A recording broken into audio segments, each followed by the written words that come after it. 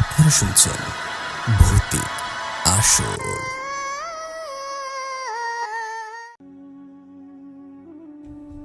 ভয়ের জগতে আপনাদের স্বাগতম। গল্পটি শোনার সময় একটু অনুভব করার চেষ্টা করবেন যে আপনি গল্পের ভেতরে আছেন। গল্পটি শোনার জন্য অন্ধকার একটা পরিবেশ সৃষ্টি করুন, তাহলে দেখবেন ভয়টা দ্বিগুণ হয়ে যাবে। আর আপনার সঙ্গে আমি আছি ইফতি।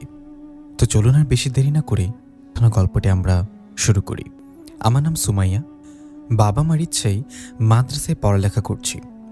ঈদের ছুটিতে বাড়িতে এসেছিলাম ঈদের 3 দিন পর রাত 11টার সময় আমাদের বাড়ির পাশে শিউলি চাচি মারা যায়। আমি খুব সুন্দরভাবে কোরআন শরীফ পড়তে পারতাম, এই কারণে তার বাড়ির লোকেরা আমাকে অনুরোধ করে যেন আমি চাচির লাশের কাছে বসে কোরআন খতম করি।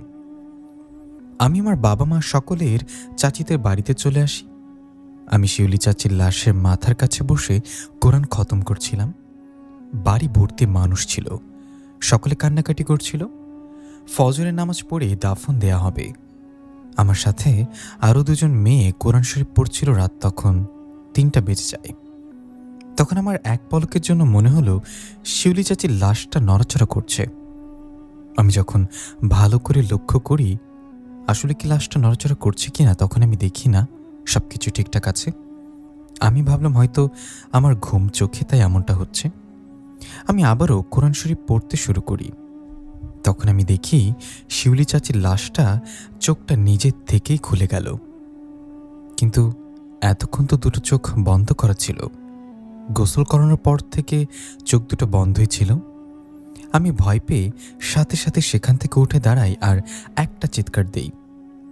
আমার চিৎকার শুনে সবাই আমার কাছে চলে আসছে তা জানতে কি হয়েছে। আমি সবাইকে বলি চাচির লাশটা নড়াচড়া করছে, তার চোখ দুটো খোলা। তখন আমার বাবা মা আর বাড়িতে থাকা সবাই যখন আবারও চাচির লাশের দিকে তাকায়, দেখতে পাই চোখ দুটো তো বন্ধ করা। আমি তখন দেখতে পাই এই চোখ দুটি বন্ধ করা, কিন্তু কিছুক্ষণ আগে তো চোখ দুটি খোলা ছিল। আমি তখন সবাইকে বলি, আমার কথা যদি আপনাদের বিশ্বাস না হয় তাহলে আমার সাথে যে 2জন কোরআন শরীফ পড়ছে ওদেরকে জিজ্ঞাসা করেন, ওরাও হয়তো বা দেখেছে। তখন আমার বাবা মা আর সেই বাড়িতে উপস্থিত সকলে আমাকে বলেন, এই ঘরে তো তুমি ছাড়া আর কেউ নেই, তুমি কার কথা বলছো? আমিও তখন দেখি সেই ঘরে সেই 2টি মেয়ে হঠাৎ করে উধাও হয়ে গেছে। কিন্তু কিছুক্ষণ আগে তো তারা আমার সাথে লাশের কাছে বসে কোরআন তেলাওয়াত করছিল। এই ঘটনা ঘটায় আমি অনেকটা বেশি ভয় পেয়ে যাই। আমি আমার বাবা মাকে বলি, আমার ভালো লাগছে না, চলো আমরা বাড়িতে চলে যাই। আমার মা বাবা আমাকে সেই বাড়ি থেকে আমাদের বাড়িতে নিয়ে আসে। ফজরের নামাজ পড়ে আমি শিউলি চাচির জন্য দোয়া করছিলাম, আল্লাহ পাক যেন তার সকল গুনাহ মাফ করে তাকে জান্নাতবাসী করেন, আমিন। ভোরের আলো ফুটতেই শিউলি চাচি লাশকে জানাজা পড়িয়ে বাড়ি থেকে নিয়ে যাওয়া হয় কবরস্থানের দিকে। আমি আমার বাড়ির বারান্দায় দাঁড়িয়ে দেখছিলাম সকল আত্মীয় স্বজনের কান্নাকাটি করছিল, তার লাশের খাটিয়া পেছন পেছন দৌড়াচ্ছিল। এত কিছু ভেবে আমার চোখ আটকিয়ে যায়। সেই ঘরের যে ঘরে শিউলি চাচি থাকত, যে ঘরেই আগামীকাল রাতে তার লাশটা রাখা হয়েছিল, আর আমি কোরআন তেলাওয়াত করছিলাম। সে ঝড়ের দরজায় পেছনে কেউ একজন দাঁড়িয়ে আছে। তার হাত দুটো বাইরে দিয়ে দেখা যাচ্ছে, তার পায়ের কিছু অংশ দেখা যাচ্ছে, আর দেখা যাচ্ছিল সে একটা সাধারণ শাড়ি পরে আছে, যেটা বাতাসে উড়ছিল।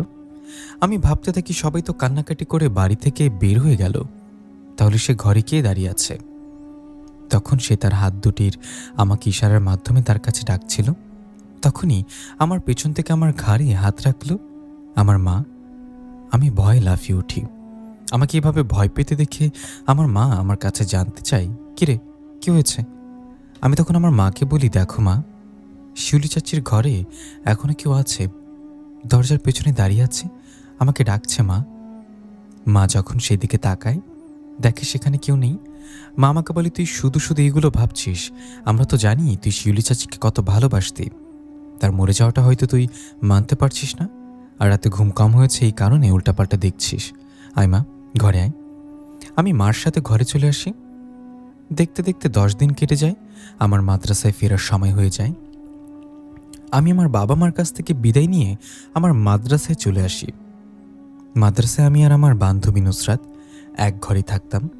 সেদিন রাতে আমি মাদ্রাসায় যখন আমার ঘরে ঘুমাচ্ছিলাম, গভীর রাতে আমার ঘুমটা ভেঙে যায় কান্নার শব্দ পেয়ে। আমি বিছানায় উঠে বসি, তখন আমি দেখতে পাই আমার দরজার কাছে একজন বসে আছে। আমি আমার বান্ধবী নুসরাতকে কয়েকবার ডাক দিই আর বলি, এই ঘরে কি এসছে দেখতো। কিন্তু আমার বান্ধবী গভীর ঘুমেছিল, এই কারণে আমার ডাক শুনতে পাই না। জানলা দিয়ে হালকা আলোতে আমি দেখেছিলাম একটা মহিলা সাদা কাপড় পরে আমার দরজার কাছে বসে কিছু একটা খাচ্ছে। আমি ভয়ে ভয়ে কয়েকবার সেই মহিলাটাকে ডাকি, এই কে আপনি, আমাদের ঘরে এলেন কি করে? কয়েকবার ডাকার পর সেই মহিলাটা আমার দিকে ঘুরে তাকায়। আমি দেখতে পাই এটা তো শিউলি চাচি। তার মুখে সম্ভবত মুরগির নাড়ি ভুড়ি। সে এগুলো কেন খাচ্ছিল? আমি বলি, এটা কি করে সম্ভব? আপনি তো মারা গেছেন চাচি, আপনি কিভাবে আবার ফিরে এলেন? চাচি তখন বলে, আমার না কবরে একা ভালো লাগছিল না। তোর সাথে তো আমার খুব ভালো সম্পর্ক ছিল, আমি তো তোকে অনেক ভালোবাসি তাই না, তাই তোকে নিতে এসেছি। যাবি আমার সাথে? চল না যাই। এটা বলে শিউলি চাচি উঠে দাঁড়ায় আর আমার দিকে এগিয়ে আসতে শুরু করে। আমি একটা চিৎকার দিয়ে আমার বিছানায় অজ্ঞান হয়ে পড়ে যাই। আমি যখন চোখ খুলি, আমি দেখতে পাই আমার পাশে আমার বান্ধবী নুসরাত, আমাদের টিচার সকলে দাঁড়িয়ে আছে। সবাই আমার কাছে জানতে চাচ্ছে কি হয়েছিল তোমার। সুমাইয়া, তুমি রাত অজ্ঞান হয়ে দরজার কাছে পড়েছিলে কেন? আমি সবাইকে বলি যা দেখেছি, কিন্তু কেউ আমার কথা মানতে রাজি হয় না। সবাই বলে যে একবার যে মারা গেছে সে কি করে আবার ফিরে আসতে পারে? হয়তো তুমি চোখের ভুল দেখেছ। আমাদের প্রধান শিক্ষক আমাকে ঝাড়ফুঁক করে দেওয়ার বলে সব কিছু ঠিক হয়ে যাবে। এভাবে আরও 2টি সপ্তাহ পার হয়ে যায়। এর মধ্যে আমি আর শিউলি চাচিকে আশেপাশে দেখিনি। একদিন রাতে আমি একটা স্বপ্ন দেখি। স্বপ্নের মাঝে আমি দেখছিলাম শিউলি চাচি ঘরে বসে আছে, আর তার পেছনে দাঁড়িয়ে আছে অনেক লম্বা একজন লোক, যার চোখগুলো দিয়ে যেন আগুন বেরোচ্ছিল। একটা ভয়ঙ্কর রাগ ছিল তার মুখে। শিউলি চাচিকে হঠাৎ করে সেই লোকটা পেছন থেকে গলা চেপে ধরে, আরেকটা ছোট্ট চাকু কোমর থেকে বের করেন। সেই চাকু দিয়ে শিউলি চাচির গলাটা আস্তে আস্তে কাটতে শুরু করে। শিউলি চাচি মৃত্যু যন্ত্রণায় কষ্ট পাচ্ছিল, আর সেই লোকটা জোরে জোরে হাসছিল। শিউলি চাচির গলা দিয়ে রক্ত বের হতে হতে সে সেখানেই মারা গেল। শিউলি চাচির দেহটা মাটিতে পড়ে গেল। এরপর সেই ভয়ঙ্কর দেখতে লোকটা আমার স্বপ্নের মাঝে আমাকে বলতে শুরু করলো, একজনকে তো মেরে ফেলেছি, এখন তোকে মারলে আমার সন্তানের মৃত্যুর বদলা আমি নিতে পারবো। অপেক্ষায় থাক, তোর মৃত্যু খুব দ্রুতই আসবে, এভাবে তোকেও মরতে হবে। আমার স্বপ্নটা ভেঙে যায়। আমি এটাকে একটা স্বপ্ন হিসেবে নিই, কিন্তু ঠিক তখনই আমি দেখতে পাই আমার বিছানার পাশে একটা রক্তে ভেজানো চাকু। চাকুটা দেখে আমি বুঝতে পারি স্বপ্নের মাঝে এই চাকু দিয়েই তো শিউলি চাচিকে হত্যা করা হয়েছে। আমি জোরে একটা চিৎকার দিই। আমার চিৎকারের শব্দ শুনে আমার পাশে থাকা আমার বান্ধবী নুসরাত জেগে ওঠে আর আমাকে বলে, কি হয়েছে তোর সুমাইয়া? আমি ভয়ে ভয়ে তাকে জড়িয়ে ধরে আর বলি, দেখ দেখ, ওখানে একটা চাকু রাখা, রক্তে ভেজানো। আমার বান্ধবী নুসরাত ঘরের বাতিটা জ্বালিয়ে দেয় আর আমাকে বলে, কই, ওখানে তো কিছু নেই। আমিও তখন দেখি আমার বিছানায় কোনো চাকু রাখা নেই, কিন্তু কিছুক্ষণ আগেই তো আমি দেখলাম খুব স্পষ্টভাবে। কি হচ্ছে আমার সাথে আমি কিছুই বুঝতে পারছি না। এভাবেই আরও 3 দিন কেটে যায়। একদিন রাত 10টার সময় আমি ঘরে বসে পড়ছিলাম।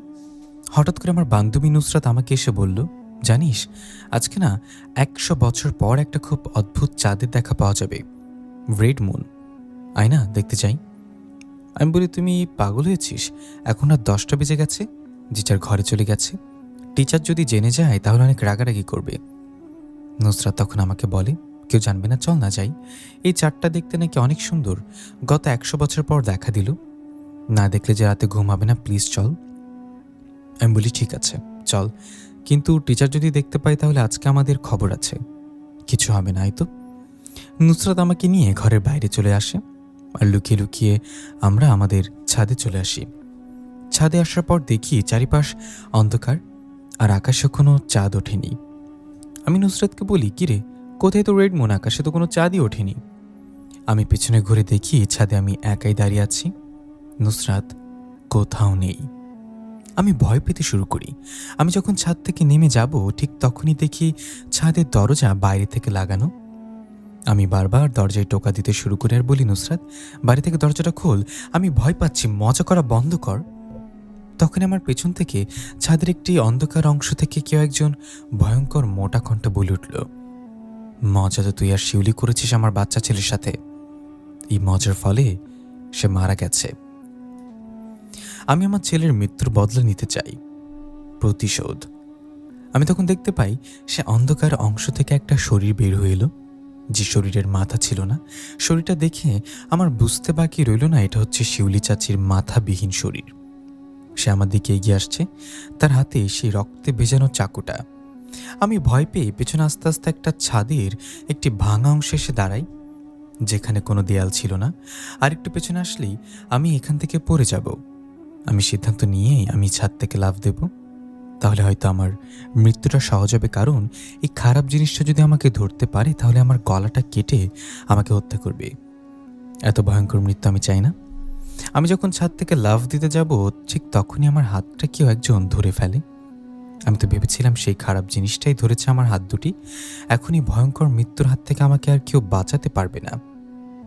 আমি যখন ভয়ে ভয়ে পেছনের ঘরে তাকাই, আমি দেখি আমার হাত দুটি ধরে আছে একজন পুরুষ, যার পরনে সাদা রঙের একটা অদ্ভুত পোশাক। তার মুখটা দেখা যাচ্ছে না। সে আমার হাত দুটি ধরে আমাকে উপরে নিয়ে আসে আর আমাকে বলে, যাও, ঘরে চলে যাও। আমি দেখতে পাই ছাদের দরজাটা এখনো খোলা অবস্থায় আছে। আমি এক দৌড়ে ছাদ থেকে নিচে নেমে আসি আর আমার ঘরে চলে আসি। ঘরে এসে দেখি আমার বান্ধবী নুসরাত পড়াশোনা করছে। আমি তাকে প্রশ্ন করি, কিরে, তুই আমাকে ছাদে বন্ধ করে চলে এলি কেন? আমার বান্ধবী বলে, কি বলিস এসব আবল তাবল? আমি তো জানি না যে তুই ছাদে গিয়েছিস। আর বান্ধবী আমাকে খাটে নিয়ে বসায় আর আমাকে শান্ত করে আমার কাছে জানতে চায় কি হয়েছে। আমি তখন নুসরাতকে সবকিছু খুলে বলি। নুসরাত আমাকে বলে, আমি তো ওয়াশরুমে ছিলাম, আমি কখন তোকে ছাদে নিয়ে গেলাম? বিশ্বাস কর, আমি সেটা ছিলাম না। আমার মনে অনেক প্রশ্ন ছিল। নুসরাত রূপে কে আমাকে ছাদে নিয়ে গেল? সে ভয়ঙ্কর অলৌকিক জিনিসটা কেন আমাকে মারতে চায়? আর সেই পুরুষটা আমাকে বাঁচালো, সেই বা কে ছিল? নুসরাত যখন আমাকে বলল, আমি তোকে নিয়ে কখন ছাদে গেলাম, আমি তো ওয়াশরুমে ছিলাম, তখন আমার মনে হাজারো প্রশ্নের উদয় হচ্ছিল। পরের দিন সকালে আমি আমাদের মাদ্রাসার প্রধান শিক্ষক নুসাইফা ম্যাডামের কাছে গিয়ে সবকিছু খুলে বললাম। গতকাল রাতে যা যা ঘটেছে আমার সাথে সবকিছু শুনে ম্যাডাম আমাকে বলল, তোমাকে যে কালকে উদ্ধার করেছে সে আমার ভাই, আর তোমাকে যে ছাদে নিয়ে গিয়েছিল সে একটা খারাপ জিন। সে তোমাকে হত্যা করতে চায়। কেন করতে চায় আমি জানি না। আমি ম্যামকে বলি, কিন্তু আপনার তো কোনো ভাই নেই, আর এটা তো মহিলাদের মাদ্রাসা, সে কেন আমাদের মাদ্রাসায় এত রাত্রেবেলা একজন ছেলে থাকবে? ম্যাম আমাকে বলল, সে আমার মায়ের পেটের ভাই না, কিন্তু তার সাথে আমার ভাই বোনের সম্পর্ক। আর সেও কোনো মানুষ না, সে একটা ইমানদার জিন। তার নাম হচ্ছে জুলহাস। সে আমার বাবার সাথে থাকতো। বাবা মরে যাওয়ার পরে সে সবসময় আমাকে নিজের বোনের মতো করে সব বিপদের হাত থেকে রক্ষা করেছে। সে আমাদের মাদ্রাসার আশেপাশেই থাকে। গতকাল হয়তো সে দেখেছে সেই খারাপ জিনটি তোমাকে মেরে ফেলতে চেয়েছে, তাই হয়তো তোমাকে বাঁচানোর জন্য সে হাজির হয়েছিল তোমার সামনে। সুমাইয়া, ভয় নেই তোমার, আমার ভাই তোমার কোনো ক্ষতি করবে না। সে না থাকলে কালকে রাতে তোমাকে সেই খারাপ জিনটা মেরে ফেলতে পারত, বরং কি মেরে ফেলতো। আমি তখন নুসাইফা ম্যামকে বলি, আচ্ছা ম্যাম, সেই খারাপ জিনটা আমাকে মারতে চাই কেন? আমি তো তার কোনো ক্ষতি করিনি। তখন নুসাইফা ম্যাডাম বলে, দেখো, আমি তো জানি না সুমাইয়া, কিন্তু তুমি যদি জানতে চাও সব কিছু, আজকে তাহলে রাতে আমার ঘরে এসো। আমি তোমার সামনে আমার ভাইকে স্মরণ করব। আমার ভাই বলতে পারবে তোমার সাথে কি হচ্ছে, সে জিনটা তোমাকে কেন মারতে চায়। আমি নুসাইফা ম্যামকে বলি, ঠিক আছে ম্যাম, আজ রাতে আমি আপনার ঘরে আসব। আমার সত্যিটা জানতে হবে, কেন সে আমাকে মারতে চায়। সে প্রতি রাতে আমাকে ভয় দেখায়। এভাবে চললে আমি তো মারা যাব। নুসাইফা ম্যাম আমাকে বলে, ঠিক আছে, আজ রাত 10টার সময় তুমি আমার ঘরে চলে এসো, আর এই বিষয়ে কাউকে কিছু বলতে হবে না। আমি ম্যাডামের কাছ থেকে বিদায় নিয়ে আমার ঘরে চলে আসি। সেদিন শরীরটা ভালো ছিল না, তাই আমি ক্লাসে না গিয়ে ঘরে ঘুমিয়েছিলাম। আমার বান্ধবী নুসরাত সেই ক্লাসে ছিল। দুপুরের খাওয়া দাওয়া শেষ করে যখন আমি ঘুমিয়েছিলাম, কিছুক্ষণ পর আমার নিঃশ্বাস নিতে অনেক কষ্ট হচ্ছিল, যেন অনেক ভারী কিছু আমার বুকের ওপরে কেউ একজন রেখে দিয়েছে। আমি চোখ খুলে তাকে আর দেখতে পাই শিউলি চাচি আমার বুকের ওপরে বসে আছে, আর একটি ভয়ঙ্কর হাসি দিয়ে আমার দিকে তাকিয়ে আছে। তার শরীর থেকে পচা মাংসর গন্ধ আসছিল। তার চোখের জায়গায় কোনো চোখ ছিল না। আল্লাহ বাঁচাও আমাকে, এটা বলে যখন আমি চিৎকার দেই, সাথে সাথে আমার বুকের ওপর থেকে শিউলি চাচি উধাও হয়ে যায়। আমি আর একা ঘরে ঘুমানোর সাহস করি না। আমি সাথে করে বের হয়ে আসি তাড়াতাড়ি। আমার শরীরটা অনেক শুকিয়ে গেছে। আমি ঠিকভাবে ঘুমাতে পারছি না, খেতে পারছি না। সবসময় মনে হয় শিউলি চাচির সে ভয়ানক রূপ আমার উপর ঝাঁপিয়ে পড়বে। দেখতে দেখতে রাত হয়ে আসে। রাত 10টার সময় আমি আমার প্রধান শিক্ষক নুসাইফা ম্যাডামের ঘরে যাই। ম্যাম আমাকে নিয়ে তার ঘরে বসায় আর তার ঘরের লাইটটা বন্ধ করে দেয়। নুসাইফা ম্যাডাম আমাকে বলে, তুমি তাকে দেখিয়ে ভয় পাবে না? তুমি তো গতকাল রাতেও আমার ভাইকে দেখেছ, সে কোনো ক্ষতি করবে না তোমার। পুরো ঘর অন্ধকার, আমি আর নুসাইফা ম্যাম চুপ করে বসে আছি। কিছুক্ষণ পর আমাদের নাকে খুব সুন্দর একটা মিষ্টি আতরের ঘ্রাণ ভেসে আসে আর আমাদের ঘরের দরজাটা নিজে থেকে খুলে যায়।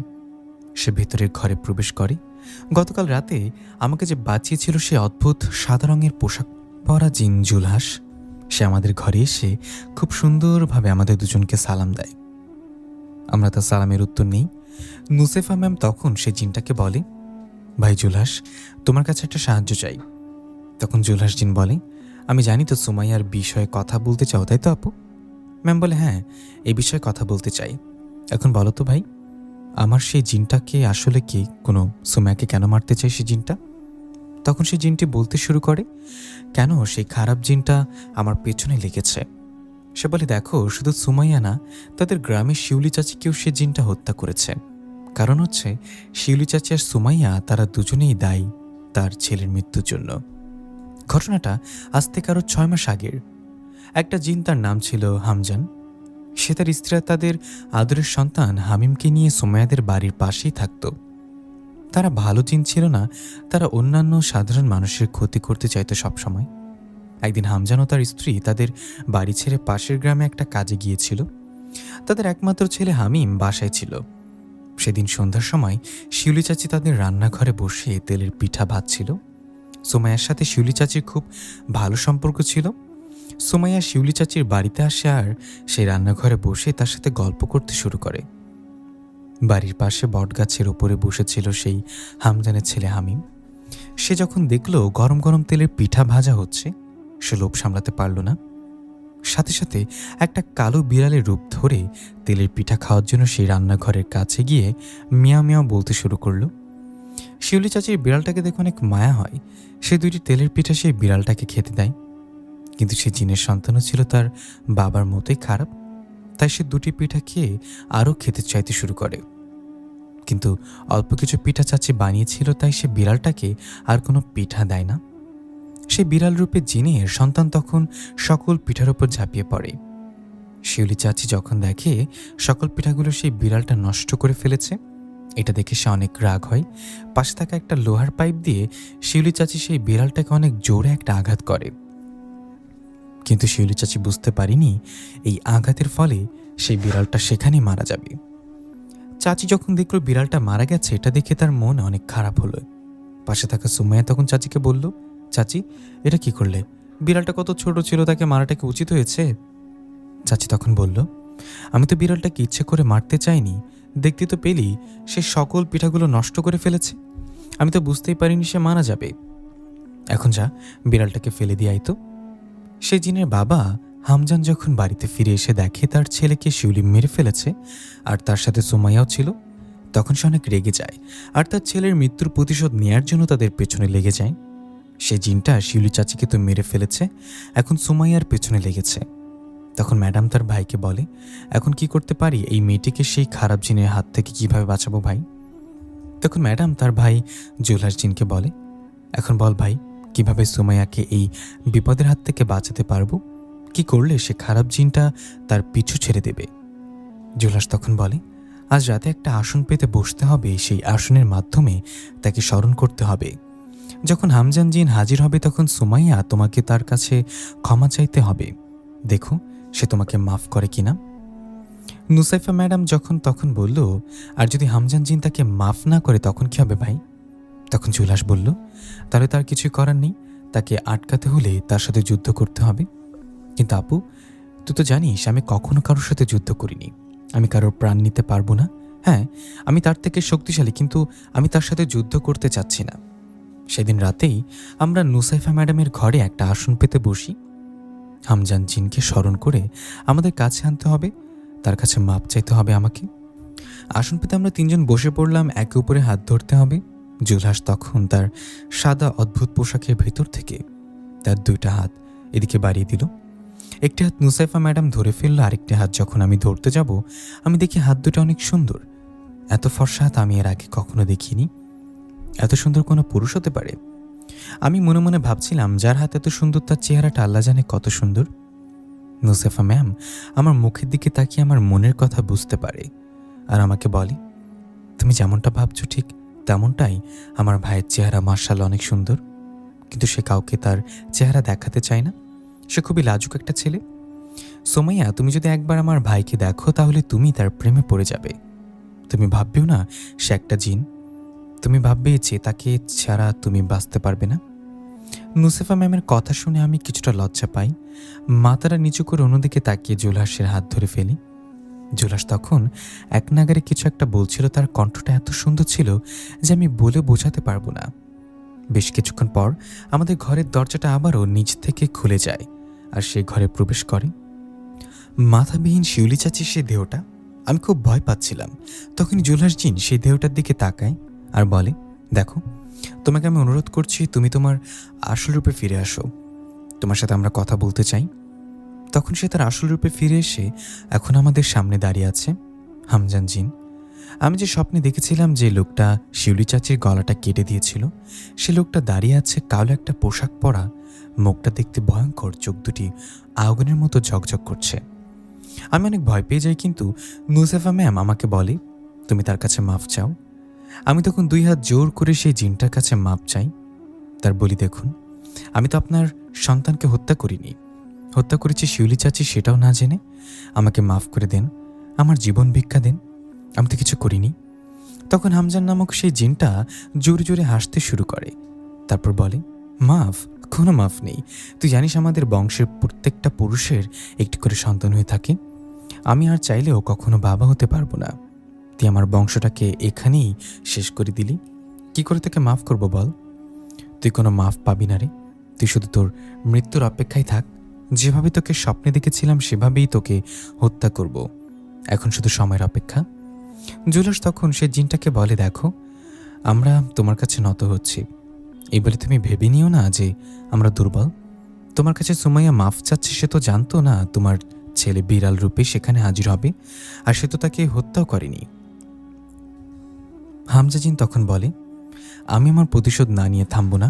এখন যদি তুমি তাকে উদ্ধার করতে পারো আমার হাত থেকে তাহলে করে দেখাও, কিন্তু আমার ভিতরে যতক্ষণ প্রাণ আছে ততক্ষণ আমি আমার ছেলের হত্যার প্রতিশোধ নেবই। এটা বলেই সে ঘর থেকে অদৃশ্য হয়ে চলে যায়। আমরা সকলেই চিন্তায় ভেঙে পড়ি, এখন কি করব? জুলহাস তখন বলে, হামজান জিনের একমাত্র আদরের একটা ছোট বোন আছে, সে তাকে অনেক ভালোবাসে, তার নাম হচ্ছে সুহানা পরী। সে তার ভাইয়ের মতো খারাপ না, সে অনেক ভালো একটা পরী, সবসময় আল্লাহ পাকের ইবাদত করে আর মানুষের উপকার করে। সে তার ভাইকে অনেকবার দিনের পথে আনতে চেয়েছে, কিন্তু সে যখন দেখল তার ভাই আর কোনোভাবেই ভালো হবে না, তখন সে তার ভাই ভাবি সকলকে ছেড়ে দূরে গিয়ে নিজের মতো করে থাকতে শুরু করে। এখন একটাই রাস্তা আছে, তার বোনকে আমার ভালোবাসার ফাঁদে ফেলতে হবে। আমি যে করেই হোক তার বোনকে আমার প্রেমে পাগল করব, তাহলে সে হামজান আমার কথা শুনবে, আর যদি আমরা কথা না শুনি তাহলে আমি তার বোনকে ছেড়ে চলে যাব। তখন তার বোন অনেক কষ্ট পাবে, আর হামজান জিন তার বোনের চোখের পানি কোনোভাবেই সইতে পারবে না। আর এটার জন্য তুমি আমাকে সাহায্য করবে সুমাইয়া। আমি তখন বলি, আমি কি করে সাহায্য করবো আপনাকে? জুলহাস তখন বলে, তুমি একটা মেয়ে, তুমি আমার সাথে থাকলে আরেকটি মেয়ের মনের কথা সহজেই বুঝতে পারবে। হ্যাঁ, আমি মানছি সোহানা একটা পরী, কিন্তু পরী হলেও সে তো একটা মেয়ে জাতি, তাই না? এটা ছাড়া তোমার বাঁচার আর কোনো রাস্তা আমি দেখছি না। এখন একান্তভাবে সকল কিছু তোমার হাতে। তুমি যদি মরতে চাও তাহলে অপেক্ষা করো, দেখবে হামজান জিন তোমাকে সেই ভয়ঙ্কর মৃত্যুটা দিতে চলে আসবে। আর যদি বাঁচতে চাও তাহলে আমার কথা মতো চলো, আমি যা যা বলি শোনো, তাহলে আমি তোমাকে বাঁচাতে পারবো না। নুসাইফা ম্যাডাম তখন বলে, আমার ভাই তোমার ভালো চাই, সেই তোমাকে বাঁচানোর জন্যই এত কিছু করছে, তাই তুমি তাকে সাহায্য করো। আমি তখন বলি, ঠিক আছে, আমি রাজি আছি, আমাকে কি করতে হবে বলেন। জুলহাস বলল, আজকের রাত তো শেষ হয়ে গেল, আগামীকাল রাতে তোমাকে নিয়েই আমি সেই হামজান জিনের বোনের সাথে দেখা করতে যাব। কি হতে চলেছে সুমাইয়ার জীবনে? আমি ম্যামকে বলি, ঠিক আছে, আমি ওনাকে সাহায্য করব, বলুন আমাকে কি করতে হবে। জুলহাস জিন তখন বলে, আজকে রাত তো শেষ হয়ে গেল, কালকে রাতে তোমাকে নিয়ে আমি যাব সেখানে যেখানে আছে হামজান জিনের বোন। এখন তাহলে আমি আসি, তোমার সাথে কালকে দেখা হবে। এটা বলে জুলহাস জিন সেখান থেকে বিদায় নিয়ে চলে গেল। নুসেফা ম্যাডাম বলল, তুমি আজকে রাতে আমার সাথে থেকো। আমি ম্যাডামের সাথে তার বিছানায় ঘুমিয়ে পড়ি। ম্যাডাম আমাকে বলে, তুমি কি ভয় পাচ্ছ সুমাইয়া? আমি ম্যামকে বলি, হ্যাঁ ম্যাম, অনেক ভয় পাচ্ছি, জানি না কি হবে আমার সাথে। নুসেফা ম্যাডাম তখন বলে, ভয় পাওয়ার কোনো দরকার নেই, আমার ভাই যতক্ষণ তোমার সাথে আছে তোমার কোনো ক্ষতি করতে দেবে না সে। সকালে ঘুম থেকে উঠে আমি নুসেফা ম্যামের সাথে নাস্তা করে ক্লাসে চলে যাই। রাত নামতেই আমি চলে যাই ম্যাডামের ঘরে। ম্যাডাম আর আমি ঘরে বসেছিলাম। আমি দেখি ম্যাডাম কিছু চাল হাতে নিয়ে সেই চালের উপরে কিছু দোয়া পড়ে দরজার কাছে ছিটিয়ে দিল। আমি ম্যাডামের কাছে কারণটা জানতে চাইলাম, সে এমন কেন করলো। ম্যাম তখন বলল, আমি এমনটা এই কারণে করলাম যেন সেই খারাপ হামজান জিন আমাদের ঘরে প্রবেশ না করতে পারে। ঘরের বাতি বন্ধ করে অন্ধকারে ম্যাম আর আমি বসে আছি, এক অপরের সাথে গল্প করছিলাম। নুসেফা ম্যাম আমাকে বলছিল, তুমি একটু আমার ভাইটাকে দেখে রাখো, জানি না সে পরীটা আমার ভাইয়ের সাথে কি করবে। আমার ভাইটা যে অনেক লাজুক, সে কখনোই কোনো মেয়ের সাথে ঠিকভাবে কথা বলতে পারে না।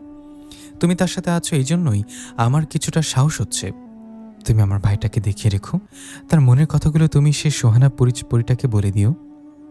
আমি ম্যামকে বলি, ম্যাম আপনি চিন্তা করবেন না, সে তো আমার জন্য এত কিছু করছে, আমি অবশ্যই আমার সর্বোচ্চ দিয়ে চেষ্টা করব সেই পরীটাকে তার ভালোবাসার ফাঁদে ফেলার জন্য। আমি আমার আর ম্যাম যখন কথা বলছিলাম, হঠাৎ করেই আমাদের নাকি আবারও সেই মাংস পচা দুর্গন্ধ আসতে শুরু করে। ঠিক তখনই দরজার বাইরে কেউ টোকা দিয়ে বলছিল, আপু আমি চলে এসেছি, দরজাটা খোলো। আমি তো ভাবি জুলহাস চলে এসছে। আমি যখন দরজাটা খুলতে যাব ঠিক তখনই আমার পেছন থেকে আমার হাত দুটো ধরে ফেলেন নুসেফা ম্যাম। ম্যাম আমাকে বলে, দাঁড়াও, আগে পরীক্ষা করে দেখি এটা কি আসলে এই জুলহাস নাকি সেই খারাপ জিনটা। ম্যাম তখন ঘরের ভিতর থেকে বলে, জুলহাস তুই অদৃশ্য হয়ে চলে আয়, আমি ভেতরে আছি আমরা। ঠিক তখনই সব কিছু চুপচাপ হয়ে যায়, বাইরে থেকে আর কোনো শব্দ আমরা পাচ্ছিলাম না। আমি তখন ম্যাডামকে বলি, ম্যাডাম কি হলো, সে ভেতরে আসছে না কেন? ম্যাডাম তখন বলে, এখনো বুঝতে পারছো না কি হলো? ওই জুলহাস না, ওটা হচ্ছে হামজান। সে ঘরের ভেতরে প্রবেশ করতে পারছে না, কারণ দরজার কাছে তো আমি সূরা পরে চাউল ছিটে রেখেছি। সে যদি আসলে জুলহাস হতো তাহলে সে ভেতরে প্রবেশ করতে পারত। ঠিক তখনই দরজার উপর থেকে একটা ভয়ঙ্কর হাসির শব্দ আমরা শুনতে পাই। হামজান বলে, তোদের মাথায় অনেক বুদ্ধি, কিন্তু কতদিন এই মেয়েটিকে তুই আর তোর ভাই বাঁচিয়ে রাখবি আমার হাত থেকে? ওকে মরতেই হবে একদিন। এটা বলে হামজান জিন সেখান থেকে অদৃশ্য হয়ে যায়। তারপর 2 ঘন্টা পর্যন্ত আমি আর ম্যাম জেগেছিলাম। হঠাৎ করে আমাদের নাকে খুব সুন্দর একটা মিষ্টি আতরের ঘ্রাণ ভেসে আসে, আর দেখতে দেখতেই ঘরে প্রবেশ করে জুলহাস। নুসেফা ম্যাডাম তখন বলে, কিছুক্ষণ আগে হামজান এসেছিল আবারও সুমাইয়াকে মারার জন্য, কিন্তু আমি তাকে অনেক কষ্ট করে আটকিয়েছি। জুলহাস বলে, আপু খুব দ্রুতই আমাদের কাজটা শেষ করতে হবে, নয়তো যতদিন যাবে ততদিন সেই হামজান প্রতিশোধের জন্য পাগল হয়ে উঠবেন। চলো সুমাইয়া, এখন আমাদের রওনা করতে হবে। আমি জুলহাসের সাথে বাড়ি থেকে বের হয়ে যাই। সে আমাকে নিয়ে ঢাকা শহরের কোলাহল ছেড়ে অনেক নিরিবিল একটা গ্রামে সাইডে প্রবেশ করে, যেখানে তেমন একটা বাড়িঘর ছিল না, তবে অনেক বড় একটা পুকুর ছিল। আমি জুলহাসকে বলি, আমরা এখানে কেন এলাম? জুলহাস তখন বলে, আর কিছুক্ষণ পর এখানে এসেই সোহানাপুরি গোসল করতে আসবে। সে প্রতি রাতেই পুকুরে গোসল করে। আজকে সে যখন এখানে গোসল করতে আসবে, সে দেখবেন আমি পুকুর পাড়ে গোসল করছি। আমার বিশ্বাস আমাকে গোসল করতে দেখে সে লুকিয়ে লুকিয়ে আমার গোসল করা দেখবে, কারণ আমি দেখতে মোটামুটি সুন্দর আছি। সে যখন আমাকে লুকিয়ে লুকিয়ে দেখতে থাকবে, ঠিক তখনই তুমি তার পেছন থেকে তার কাঁধে হাত রাখবে আর বলবে, আমি ওই জিনটাকে চিনি। তখন সোহানাপুরি তোমার কাছে জানতে চাইবে কি ওই সুদর্শন জিন, আর তুমি কি এখানে কি করছো। তখন তুমি তার কাছে সবকিছু খুলে বলবে, তার ভাই কিভাবে তোমাকে মারার জন্য তোমার পিছু লেগেছে। কথা মতো জুলহাস সেই পুকুর ঘাটে নেমে পড়ল আর আমাকে বলল আমি যেন গাছের আড়ালে লুকিয়ে পড়ি। জুলহাস পুকুর ঘাটে নেমে তার অদ্ভুত সাদা পোশাক খুলে ফেলে। সে এখন একটা সাদা রঙের প্যান্ট পরে আছে। আমি প্রথম জুলহাসের মুখটা দেখলাম। সে দেখতে এত সুন্দর ছিল যে মনে হচ্ছিল তার শরীর থেকে নূরের আলো বেরোচ্ছে। তার মুখটা ছিল অসম্ভব মায়াবী। একবার দেখে আমি তার সাথে প্রেম পড়ে যাই। আমি অপরূপ দৃষ্টিতে তার দিকে তাকিয়েছিলাম। এত সুন্দর কেউ হতে পারে? ইচ্ছা করছিল এখনই তাকে জড়িয়ে ধরে বলি যে আমি তাকে দেখার সাথে সাথে তার প্রেমে পড়ে গেছি, কিন্তু এখন তার কোনো উপায় নেই। আর কিছুক্ষণ পরে সোহানাপুরীর সাথে আমাকে তার প্রেম করে দিতে হবে। কথাটা ভাবতে যতটা আনন্দ হচ্ছিল, আমার তার থেকে বেশি মনটা খারাপ হয়ে গেল। তখন আমি দেখতে পাই আকাশ থেকে কিছু একটা উড়তে উড়তে সেই পুকুরের থেকে আসছে। আমি গাছের আড়ালে ভালো করে লুকিয়ে পড়ি যেন আমাকে সে দেখতে না পায়। আমি দেখি আকাশ থেকে উড়তে উড়তে নেমে এলো একটা মেয়ে, যার পেছন দিয়ে পাখির মতো দুটি ডানা। আমি বুঝতে পারলাম এটা হচ্ছে সোহানাপুরী। সোহানাপুরী খুব সুন্দর একটা নীল রঙের পোশাক পরে আছে, দেখতে মোটামুটি সুন্দর, কিন্তু আমার মতো না। সোহানাপুরীর নজর যখন পড়ল জুলহাস জিনের ওপর, সে অপলক দৃষ্টিতে তার দিকে তাকিয়ে রইল। সে হয়তো প্রথম দেখাতেই জুলহাসের প্রেমে পড়ে গেছে। জুলহাস যখন আশেপাশে দেখার একটা নাটক করলো, সাথে সাথে সেই সোহানাপুরী মোটা একটা গাছের পেছনে গিয়ে লুকিয়ে পড়ল। সোহানাপুরী লুকিয়ে লুকিয়ে জুলহাস জিনের গোসল করা দেখছিল। আমি তখন আস্তে আস্তে তার পেছনে গিয়ে দাঁড়াই আর তার কাঁধে হাত রাখি। সোহানাপুরী আমার দিকে ধরে তাকায় আর আমাকে ধাক্কা দিয়ে দূরে সরিয়ে দেয়। সে যখন সেখান থেকে পালিয়ে যাবে তখন আমি তাকে বলি, আপনি ভয় পাবেন না, আমি সেই জিনটাকে চিনি। আমরা আপনার কাছে এসেছি সাহায্যের জন্য। আমার মুখে যখন সোহানাপুরী শুনল আমি জুলহাসকে চিনি, শান্ত হয়ে গেল আর আমাকে বলল, তুমি সত্যি তাকে চেনো? আমি তার চেহারা দেখে বুঝতে পারি সে কতটা পাগল হয়ে গেছে প্রথম দেখাতেই জুলহাসকে। আমি বলি, হ্যাঁ আমি তাকে চিনি, আমি তার সাথে আপনার কথা বলে দিতে পারবো, কিন্তু আপনাকে কথা দিতে হবে আপনি আমাদেরকে সাহায্য করবেন। সোহানাপুরী তখন আমাকে বলে, ঠিক আছে, আগে তো তার সাথে আমাকে কথা বলিয়ে দাও। আমি বলি, আসুন আমার সাথে, আমি এখনই আপনার সাথে তার পরিচয় করে দিচ্ছি। আমি সোহানাপুরীকে নিয়ে সেই পুকুর ঘাটে উঠে আসি। পরীটার চোখ মুখে ছিল অনেক লজ্জা। এমনই হয়, কোনো মেয়ে মানুষ যদি তার ভালোবাসার মানুষের সামনে যায় তাহলে তার বুকের ভেতর ধুক ধুক করে চোখ মুখ লজ্জার ছাপ ফেসে ওঠে। আমি জুলহাসকে দূর থেকে ডাকি আর বলি, এদিকে আসো, তোমার সাথে কে দেখা করতে এসছে দেখো। জুলহাসের গোসল শেষ হয়ে গেছে, সে তার সাদা রঙের অদ্ভুত পোশাকটা পরে উপরে চলে আসে। আমি তার সাথে সোহানাপুরীর পরিচয় করিয়ে দিই। জুলহাস তখন সোহানাপুরীকে বলে, আমরা তো আপনার কাছে এসেছি, আমাদের অনেক সাহায্য দরকার। সোহানাপুরী মাথা নিচু করে লাজুকভাবে বলে, হ্যাঁ সুদর্শন জিন, জুলহাস বলুন কি সাহায্য করতে পারি আপনাদের। জুলহাস তখন ইশারার মাধ্যমে আমাকে সকল কিছু বলতে বলে। আমি তখন সোহানাপুরীকে সকল কিছু খুলে বলি, দেখুন আমি তো আপনার ভাইয়ের ছেলেকে হত্যা করিনি, হত্যা করেছিল শিউলি চাচি, আর তার আপন ভাই মেরে ফেলেছে।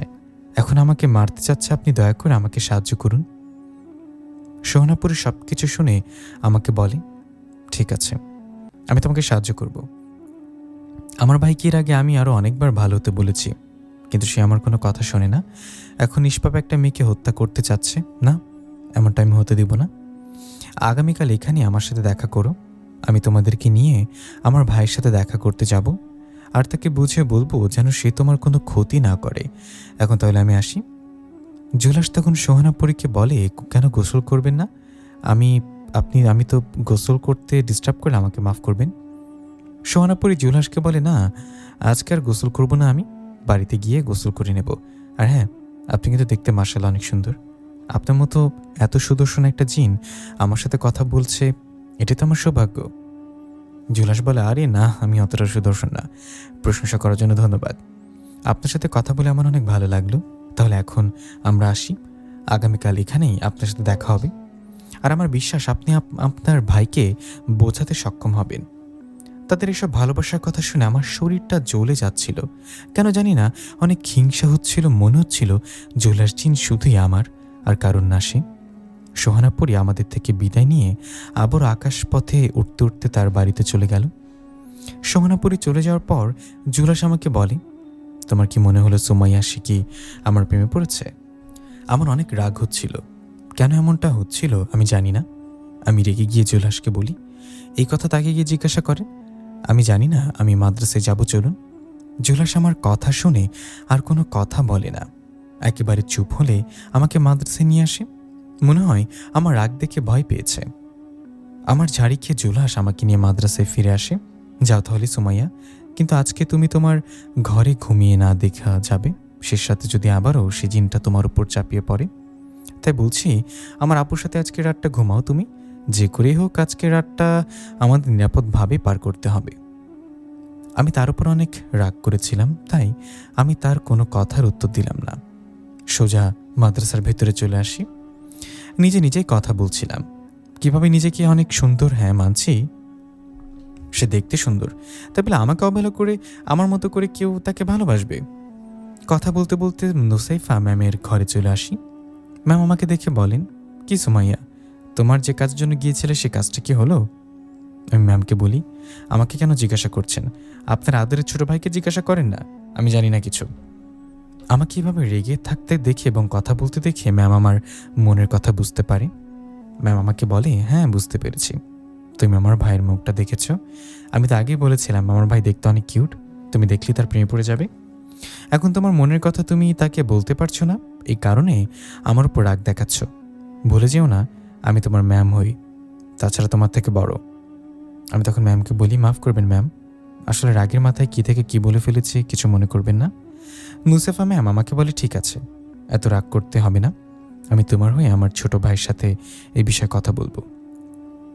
নুসেফা ম্যামের মুখে এই কথা শুনে আমার মনটা ভালো হয়ে যায়। আমি বলি, সত্যি ম্যাম, আপনি আমার ভালোবাসার কথা তাকে জানাবেন? ম্যাম বলে, হ্যাঁ জানাবো, কিন্তু এখন না, এখন তোমার জীবনে ঝুঁকি আছে। কেন বুঝতে পারছো না? বাচ্চাদের মতো করো না, আগে এই বিপদটা কাটুক, তারপর না হয় এই বিষয়ে কথা বলবো। এখন বলো তো সুমাইয়া, তোমরা কি সেই সোহানাপুরীর সাথে দেখা করতে পেরেছ? আমি তখন নুসাইফা ম্যামকে বলি, হ্যাঁ ম্যাম, আমাদের সাথে তার দেখা হয়েছে। সে বলেছে আগামীকাল রাতে তার ভাইয়ের কাছ থেকে আমাকে আর জুলহাসকে নিয়ে যাবে। তারপর আমারও সে তার ভাইয়ের কাছে মাপ চাইবে আর অনুরোধ করবে যেন আমার পিছু ছেড়ে দেয় সে। নুসেফা ম্যাম বলে, এটা তো খুব ভালো খবর, ঠিক আছে এখনই ঘুমিয়ে পড়ি, আগামীকাল রাতে তো আবার তোমাদের বেরোতে হবে। আমি আর নুসেফা ম্যাম ঘুমিয়ে পড়ি। পরের দিন রাতে আমি আর নুসেফা ম্যাম তার ঘরে অপেক্ষা করছিলাম কখন তার ভাই আসবে। রাত 12টার সময় জুলহাস আমাদের ঘরে প্রবেশ করে আর আমাকে বলে, চলো সুমাইয়া, তাহলে এখন বের হই, আজকে রাতে এই সমস্যার একটা সমাধান করেই ফেলবো। আমি তখন তার উপর রাগ করেছিলাম, আমি কোনোভাবেই ভুলতে পারছিলাম না গতকাল সে কীভাবে ওই পরীটার সাথে হেসে হেসে কথা বলছিল। আমার চোখ মুখে রাগ দেখা।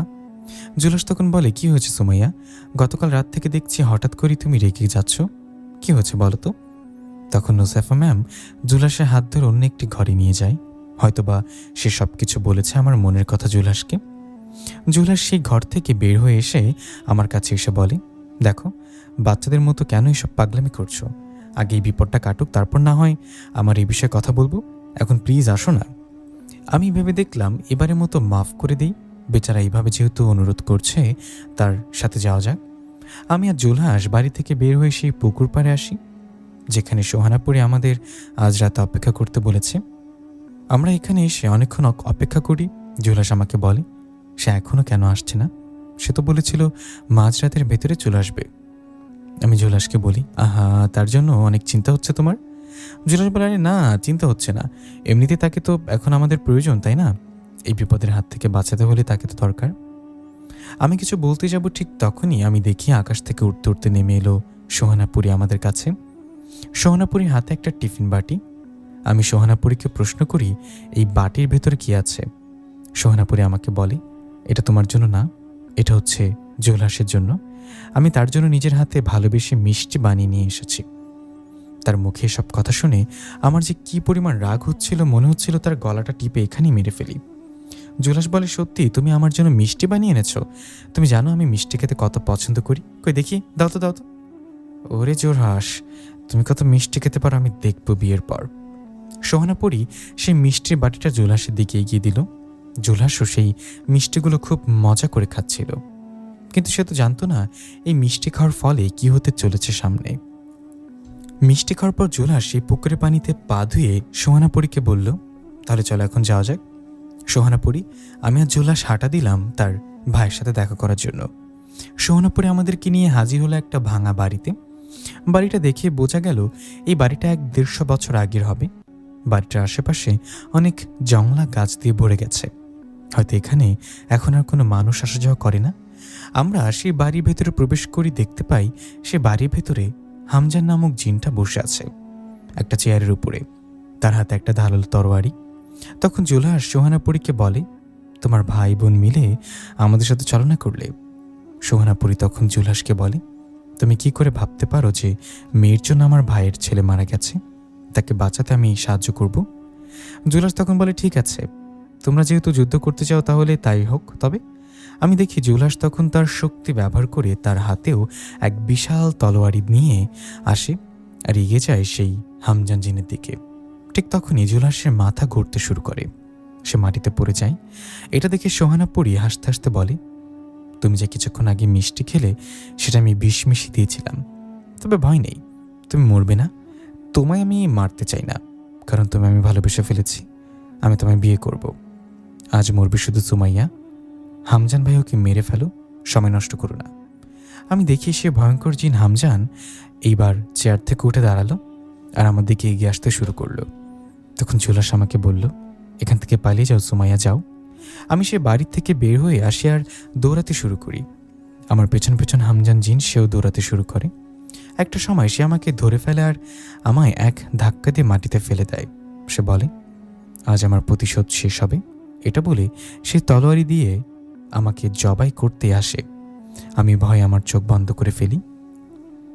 কয়েক সেকেন্ড পর আমি চোখ যখন খুলি তখন তাকে আমি আমার পাশে পড়ে আছে মাথাবিহীন হামজান জিনের শরীরটা, আর আমার থেকে কিছুটা দূরে পড়ে আছে তার মাথাটা। আমার সামনে দাঁড়িয়ে আছে জুলহাস।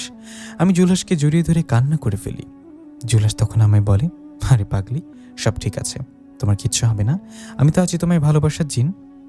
আমি জুলহাসকে বলি, তুমি তো সেই বিষ খেয়ে দুর্বল হয়ে পড়েছিলে, তাহলে হামজান জিন কে মারলো কি করে? তখন জুলহাস আমাকে বলে, আসলে আমি আগেই সোহানাপুরীর ওপর সন্দেহ করেছিলাম। আমি সেই মিষ্টিগুলো খেয়েছিলাম, তবে পুকুরের পানিতে হাত ধুতে গিয়েছিলাম, তখন বমি করে পেটের থেকে সব মিষ্টি বের করে ফেলি।